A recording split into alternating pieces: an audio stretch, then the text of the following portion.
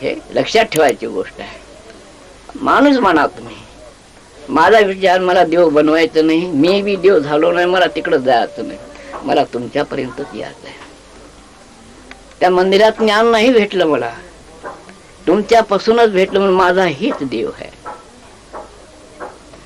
अवघेची चराचर ईश्वरची माझे घर, दयाची मती ऐशतील किंबहुना, आपण चराचर झाला. ज्ञानेश्वरानं कोणकडे बोट केलं? मंदिरात केलं का? मूर्तीकडे केलं का?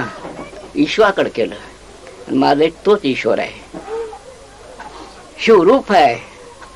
हे शिवरूप आहे, विष्णू रूप आहे, ब्रह्म रूप आहे, यज्ञ हेच आहे. खुश करणं हेच यज्ञ आहे. गुरुदक्षिणा हातपाय दाबायचं नाही, उष्ट चारायचं नाही शिष्याला, गुरुला खुश करायचं.